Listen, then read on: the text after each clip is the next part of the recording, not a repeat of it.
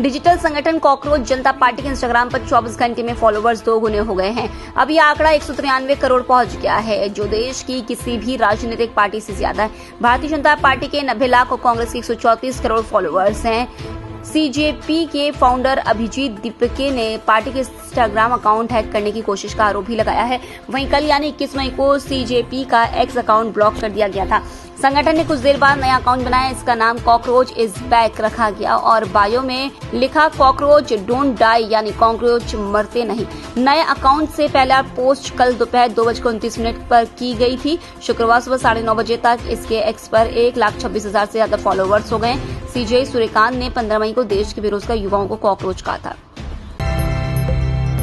देश में जारी गर्मी से फिलहाल राहत के आसार नहीं है। इस बार सबसे बड़ा खतरा यह है कि दिन की हीट वेव के बाद रातें ही गर्म बनी हुई हैं। देश के 35 शहरों में गुरुवार को रात का पारा 30 डिग्री से ऊपर रहा। सबसे ज्यादा 33.7 डिग्री तापमान राजस्थान के हनुमानगढ़ में रहा। देश का आधा से ज्यादा हिस्सा गर्मी से तप रहा है। उत्तर प्रदेश, मध्य प्रदेश, दिल्ली, राजस्थान सहित 10 राज्यों के 24 शहरों में गुरुवार को पारा 45 डिग्री से ज्यादा रहा। यूपी का बांदा 47.6 के साथ लगातार 5वें दिन देश का सबसे गर्म शहर रहा। छत्तीसगढ़ के राजनांदगांव में 47 डिग्री तापमान रहा। यूपी में अगले 3 दिन हीट वेव का रेड अलर्ट है। बिहार के पटना और गयाजी में गर्मी के कारण 22 से 26 मई तक 5वीं तक के स्कूल बंद किए गए। वहीं राज्य के मधेपुरा और सहरसा में गुरुवार को बारिश हुई। इस दौरान बिजली गिरने से 3 लोगों की मौत हो गई। सीबीआई जांच में खुलासा हुआ है कि नीट का पेपर 5 राज्यों में बिका था। सबसे ज्यादा बिक्री महाराष्ट्र में हुई और दूसरा नंबर राजस्थान का है।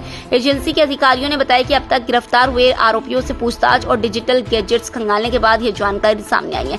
सीबीआई का कहना है कि आगे और आरोपियों की गिरफ्तारी के बाद पेपर लीक का मामला और बड़ा निकल सकता है। इसी कारण एजेंसी अभी यह तय नहीं कर पा रही है कि कितने छात्रों ने पेपर खरीदा था।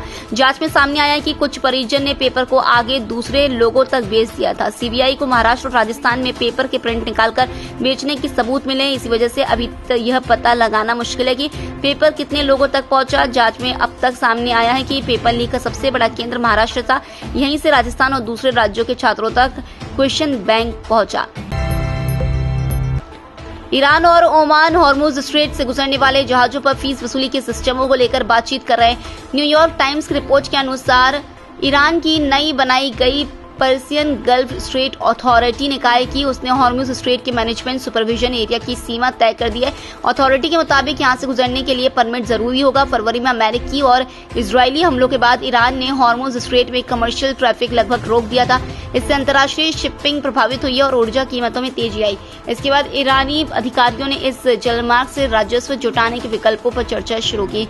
अमेरिकी राष्ट्रपति डोनाल्ड ट्रंप ने कहा कि हॉर्मुज स्ट्रेट अंतर्राष्ट्रीय जलमार्ग है और यहाँ किसी तरह का टोल नहीं होना चाहिए। विदेश मंत्री मार्को रूबियो ने भी इसका विरोध किया।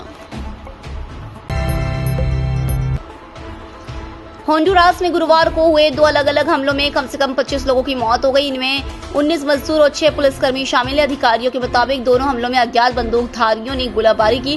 पहला हमला उत्तरी होंडुरास के त्रिजुलू शहर में एक प्लांटेशन पर हुआ। पब्लिक प्रोसिक्यूटर ऑफिस के प्रवक्ता यूरी मोरा ने बताया कि हमले में 19 मजदूर मारे गए। रिपोर्ट्स के मुताबिक यह इलाका लंबे समय से जमीन विवाद और कृषि संघर्षों का केंद्र रहा है।